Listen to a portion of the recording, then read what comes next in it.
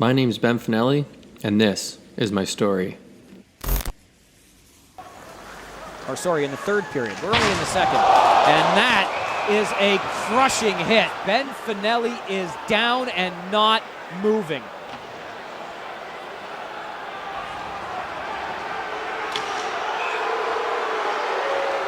All eyes, though, on Fanelli.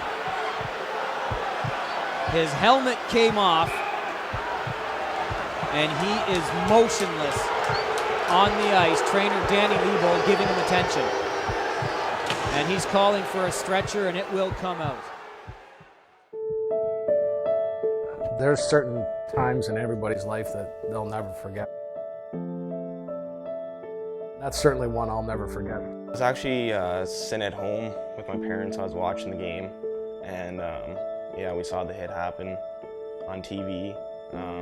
Didn't really know what to think because of how severe it was. We were just shocked about how dirty the hit was initially, I guess, and then, you know, when he didn't get up and his teammates took a knee and started praying and stuff like that, things that you hear through the news, is kind of hit me a little bit more being the same age as him. And it's scary. It's scary to see a hit like that, especially, I don't know how many games he played, but that's his rookie year. He's a young guy, and the guy who hits him, he's an overager, and I don't know, there's just no spot for that kind of hit in the game. When I got to Ben, that's a sight that, you know, that it's ingrained in my mind forever. You know, just him laying there motionless and seizing, and it was quite a traumatic experience. They kept pushing me back and not letting me on, and I just wanted to get on and see his face, to know he was alive, because I was terrified that he was dead with the way he was lying on that ice. His mom was there, and she was just screaming. How does this happen? You know, they're talking about, at one point they were talking about brain surgery. He was playing hockey 20 minutes ago, so that was a lot to take in at the time. It was pretty terrifying. Yeah, he was in a critical situation. Like it was touch and go there for a bit, and I remember going in, like having the opportunity to go in and just see him, and you know, he had oxygen on and tubes in, and he was unresponsive at that point, and just holding his hand and just saying,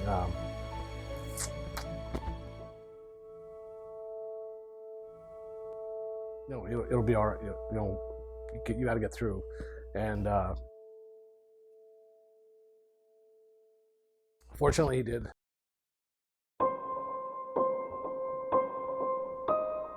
I was living the dream at that point. I was being given the chance to play in the National Hockey League one day. I was going to high school. I was living with a bunch of my best friends. When I first woke up in the hospital, my mom said to me, "Ben, do you know why you're here?" Instantly, I started to tear up because I had absolutely no idea how I had gotten there. Sports were out of the question for the rest of my life. School would be out of the question for at least 2 years, and if I did return to school, I'd need a teaching assistant in all my classes. And lastly, the scariest thing he had to say was that I may be a different person than I was the first 16 years of my life. So again, going from thinking the next step was the National Hockey League to being told you're never going to be able to play sports again was amazingly tough to hear.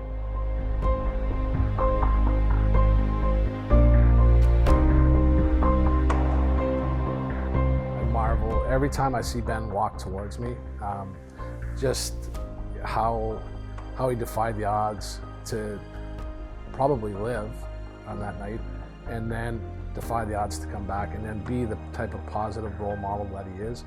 I don't know how you do that. My feeling was he was never going back. In my mind, never in a million years was he going back. I don't know what it was in my mind that made me think there was always a chance. And who knows what the odds were. They definitely weren't good.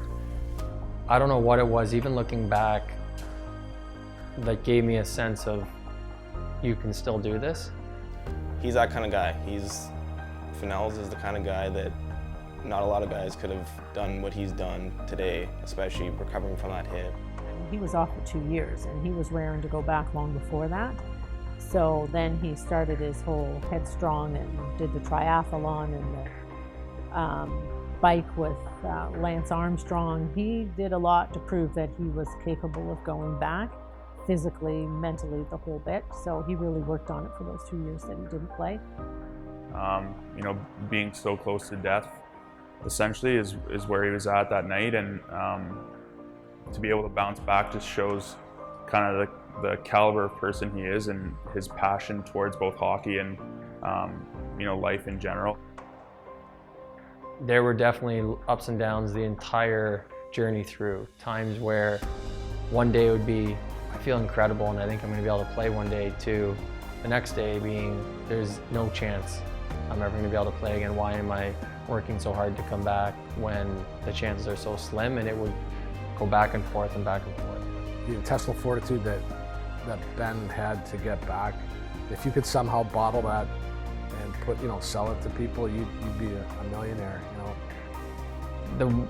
One of the main reasons I trained for the triathlon after the injury was to prove to myself, but also prove to my parents, that if the slim chance comes that I'll ever be able to play sports again, that don't worry, I'm going to be able to do it. So showing really my two parents that I could push my body and redline it and get to that peak of exhaustion was proof to myself, but proof to them that, hey, you know what, I'm okay and I've healed and I'm ready to tackle things in life again. You don't have to be the best player or have the most points or be the biggest or have the most fights. You don't have to have all the skills and bells and whistles, but to be a leader, you just have to have the integrity and optimism and courage that we can all have if we choose to. Watching 23 of my best buddies play in front of almost 7,000 people on a Friday night, and me being up top, not even having a chance to be a part of it, is something that really hurt. And we've got another warrior to talk about, Ben Fanelli.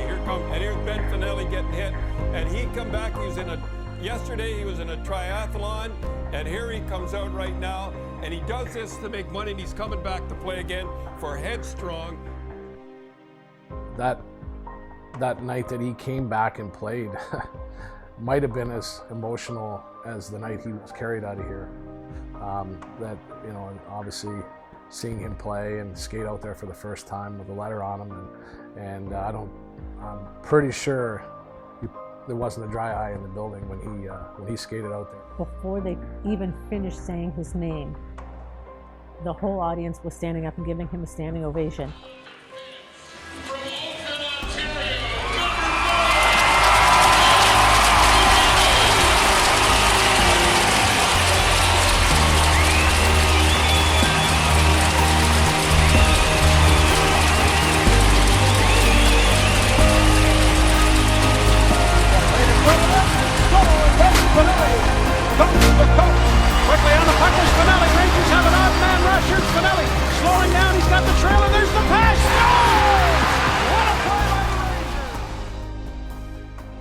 Then when I skated out, that line was just flat. The thoughts going through my head, it was just as if there was nothing, no air moving in and out of my lungs, no thoughts going through my mind. It was just an awe moment of pause and fulfillment and gratitude.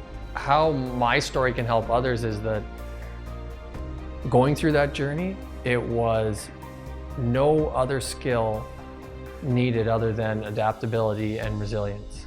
Whenever he turns a corner and I see him, I personally get a zap of energy that, you know, because I know where we were on that fateful night and all the things we went through, and to where he is now, it's a miracle.